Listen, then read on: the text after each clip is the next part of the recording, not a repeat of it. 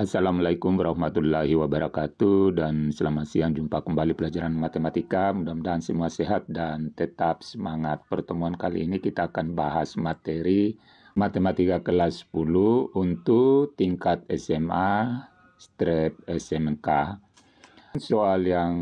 Materi yang dibahas adalah halaman 4. Ayo berekspresi. Seseorang membawa virus masuk ke wilayah A.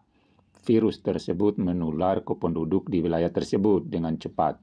Setelah diamati, orang yang membawa virus tersebut sudah menular 2 orang lainnya.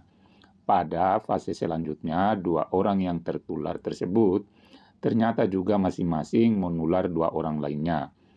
Pada fase berikutnya, 4 orang pula fase sebelumnya juga menulari masing-masing 2 orang lainnya. Pola penularan tersebut terus berlangsung, di mana tidak ada orang yang tertular hingga 2 kali. Lengkapilah tabel di bawah ini yang akan memberikan kalian gambaran penularan virus di setiap fase. Sekarang kita lihat pada fase penularan pertama di sini. Jadi pertama-tama ini ada 1 orang kena virus. Yang 1 orang ini menularkan 2 orang. Sehingga di sini 2. Jadi banyaknya orang yang tertular 2 ditambah 1 sudah 3 dengan yang penular pertama. Pada fase penularan berikutnya 2 berarti 4.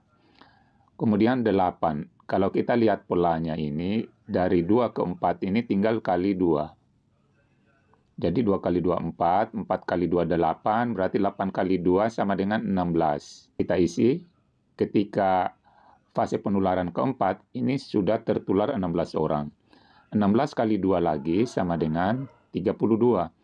32 kali 2 lagi 64. 64 kali 2, 128. Dikali 2, 108, itu sama dengan 256. Pada fase penularan ke-8. Sekarang bisa juga ini kita buat bilangan berpangkat. Jadi ini 2 ini sama dengan 2 pangkat 1. 4 ini sama dengan 2 pangkat 2. 8 ini sama dengan 2 pangkat 3. 16, 2 pangkat 4. 2 pangkat 4 sama dengan 16. Sehingga pada waktu penularan ke-8 bisa kita bikin perpangkatan 2 pangkat 8, yaitu 256. Jadi begitu cara mengisi kolom-kolom ini. Kita lihat saja polanya. Kemudian pertanyaan kedua, berapa orang yang tertular virus tersebut pula pada fase ke-10 dan bagaimana kalian mengetahuinya? Jadi bisa ada 2 cara. Kita cari fase ke-9. Fase ke-9 tinggal kita kali 2 ini. Kali 2 ini 256 kali 2 sama dengan 512. Ini fase ke-9. Bertanya fase ke-10, berarti ini dikali lagi 2 sama dengan 1024. Jadi kita jawab 1024. Bisa juga kita gunakan pola 2 pangkat 10. Sekarang kita jawab untuk soal nomor 2.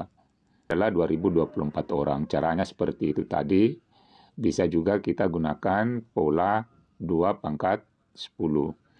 Soal nomor 3, jika banyak fase adalah N, bagaimana mempresentasikan banyak orang yang tertular pada fase ke N tersebut dan bagaimana kalian mengetahuinya?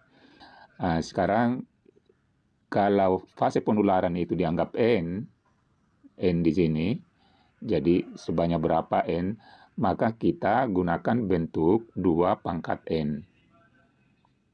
Kita jawab 2 pangkat N. Jadi N ini misalnya pada fase ke-20, berarti N-nya kita ganti 2 pangkat 20. Kemudian pertanyaan keempat, bagaimana hubungan antara fase penularan dan banyaknya orang yang tertular virus di setiap fasenya? Jadi polanya itu tadi 2 pangkat N, di mana N itu adalah fase penularan. Ayo berpikir kritis. Jika terdapat 250 orang di wilayah tersebut, berapa fase penularan yang terjadi sehingga 250 orang akan tertular virus tersebut? Misalnya ini tadi Pertama, ada satu orang pembawa virus.